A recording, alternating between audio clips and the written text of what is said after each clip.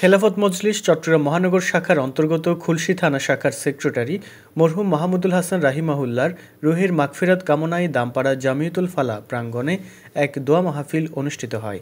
শাখা সহ-সভাপতি মাওলানা অলিউল্লাহর সঞ্চালনায় এবং শাখা সভাপতি মাওলানা খলিলুর রহমানের সভাপতিত্বে উক্ত মাহফিলে প্রধান অতিথি হিসেবে উপস্থিত ছিলেন কেন্দ্রীয় সাংগঠনিক সম্পাদক ও চট্টগ্রাম মহানগর সভাপতি অধ্যাপক মাওলানা এএসএম খুরশিদ আলম।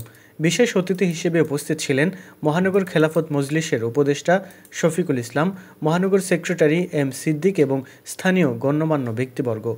প্রধান অতিথি মরহুমের রুহের মাগফিরাত কামনা এবং তার শোক সন্তপ্ত পরিবারের প্রতি গভীর শোক ও সমবেদনা জানান। তিনি বলেন, সবাই মৃত্যুবরণ করবেন, কিন্তু হাজারো প্রতিকূলতার মাঝেও যারা দিন কায়েমের সংগ্রামে অবিচল থেকে আল্লাহর ডাক আসলে সাড়া দিতে পারেন, তাদের মৃত্যু আল্লাহর কাছে বেশি প্রিয় এবং মর্যাদাবান। মাহমুদুল হাসান এই সৌভাগ্য লাভ করেছেন। বিশেষ অতিথি শফিকুল ইসলাম বলেন, মানুষ আল্লাহর খলিফা, আল্লাহর বিধান কায়েম করা তার দায়িত্ব। যারা এই কাজে নিয়োজিত থাকবেন তারা আল্লাহর জবাবদিহিতায় সফল হতে পারবেন। মাহফিলে আরও আলোচনা করেন মহানগর সহ সাধারণ সম্পাদক মাওলানা শিহাবুদ্দিন কামালি, সাংগঠনিক সম্পাদক মাওলানা মুস্তফা কামাল, খুলশী শাখার সহসভাপতি মাওলানা আবু তাহের।